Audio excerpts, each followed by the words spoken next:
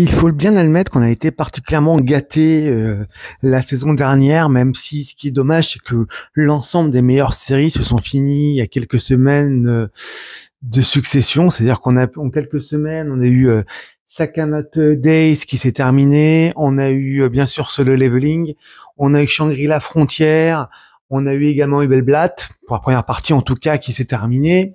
Donc c'est vrai que, je vais pas dire qu'il fallait se mettre en deuil, mais vu qu'on a quand même été particulièrement gâtés, bien forcément, ce qui se passe quand des très bonnes séries comme celle-ci disparaissent, en tout cas se terminent, hein, d'autant plus que c'est d'autant plus gênant qu'on n'a aucune information par rapport à Solo Leveling. Hein.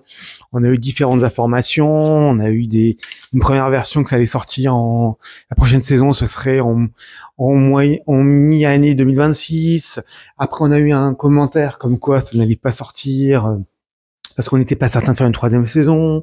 Maintenant, on revient vous dire qu'une troisième saison arrivera. Enfin, on n'a pas tout aboutissant, donc c'est sûr que la déception est bien là par rapport à Solo Leveling. Donc je vais pas vous mentir, par rapport à Solo Leveling, j'ai beau avoir fait le tour d'énormément de séries, notamment d'autres manhwas et d'autres séries chinoises qui sont celles qui peuvent s'en rapprocher le plus. Il est difficile de trouver un équivalent.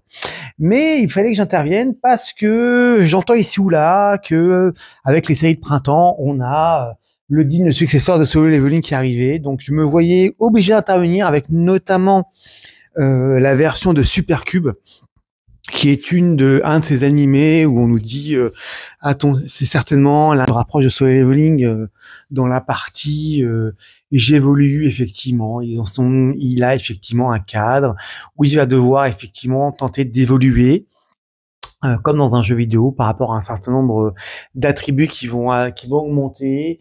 Et il va devenir de plus en plus fort. Là, j'ai vu les 4 premiers épisodes. Alors oui, pour l'instant, on est plutôt en mode un peu furio. Donc c'est un mec chef de gang, c'est les chefs de gang qui s'affrontent, ils se tabassent des voyous, ils se débrouillent avec ses super pouvoirs qu'ils découvrent au fil de l'eau. Bon, il est pas aussi badass qu'un Sun Jingu, on va pas non plus se mentir, hein, ça sert à rien de délirer. Mais après, dans l'idée, effectivement, il est bon, c'est un petit peu sombre, il doit évoluer. Bon, pour l'instant, à 4 épisodes, je ne perds pas espoir que des vrais ennemis interviennent. Pour l'instant, j'ai pas vu de mode fantastique. J'ai vu des très bons combattants, mais pas encore des choses fantastiques. Je pense que ça semble assez intéressant, prometteur. Maintenant, de la dire que c'est une successeur de Solo Leveling, non, faut pas exagérer non plus. On peut également voir Sword of the Demon Hunter. Un mode relativement sombre. Alors moi, j'avoue que il y a qu'un seul épisode qui est sorti, donc c'est difficile de juger. J'ai pas vu le manga. Le souci, c'est que visuellement, c'est très beau. Par contre, c'est extrêmement lent à démarrer, mais vraiment extrêmement long. C'est-à-dire que dans tout l'épisode, t'as 5 minutes où ça s'active à la fin. Afin de comprendre un peu la vengeance, on n'est pas loin d'un Ninja Kamui dans la démarche, un peu l'homme qui ne vit que pour sa vengeance. En plus, c'est sa sœur qui l'a trahi. Il n'a pas eu son amour, il n'a pas eu son humanité. Ça peut être intéressant, on ne sait pas où ça va aller. On s'en doute un petit peu maintenant. Il y a du potentiel, hein, tout comme le précédent, comme Supercube, il y a du potentiel. Mais effectivement, à voir un petit peu ce que ça va donner. Et là, c'est un nouveau choix d'animé, donc je me rends compte qu'en parlant de ça, je commence un petit peu à entamer les animés de printemps. Je ferai la vidéo principale sur ces sujets plus tard. Comme d'habitude, on a beaucoup de soucis, beaucoup de merde et beaucoup de choses intéressantes aussi. Mais il fallait un petit peu intervenir là-dessus, sur ces animés qui sont intéressants, qui offrent des alternatives par rapport à ce qu'on a pu voir. Et on va attaquer avec le prochain. Pour ma part, j'étais totalement passé à côté de cet animé, Daily Life of the Immortal King. J'avais vu 1 ou 2 épisodes un petit peu sur Netflix. J'ai vu quelques épisodes en passant par-ci, par-là. Là, je suis à nouveau intéressé. Pourquoi ça? Parce que ça se rapproche de The Misfit of the Demon Academy. Ça se rapproche du héros overcheaté.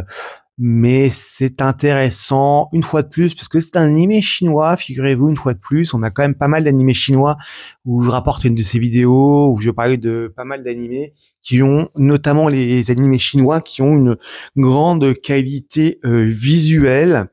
Après, même si la narration c'est pas forcément exceptionnel, on reste sur une très belle qualité visuelle. Et Daily Life sur Immortal King ne fait pas exception à la règle, c'est-à-dire qu'on est sur une série de 4 saisons intéressante qui bien sûr progresse avec le temps, avec des adversaires qui évoluent, un héros qui évolue.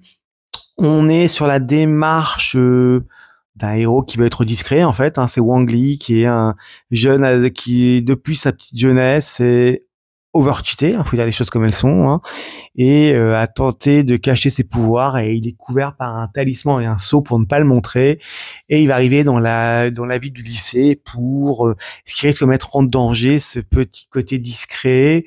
Bien évidemment, il est blasé, bien évidemment, il est overcheaté. À côté de ça, ça alterne tranche de vie, baston, amourette, tranche de vie, baston, amourette. C'est intéressant. Ça se laisse regarder, c'est parfois un peu chill, parfois un peu violent, parfois un peu ennuyeux, parfois sympathique. Donc voilà, c'est une ancienne série. Donc j'en parle là parce que j'étais complètement passé à côté, mais ça peut être également intéressant à voir. Donc c'était un nouveau choix, nouvelle alternative d'animé avec 2 animés du printemps et un ancien animé. N'hésitez pas à me faire un retour et me dire si vos nouveaux micros fonctionnent mieux.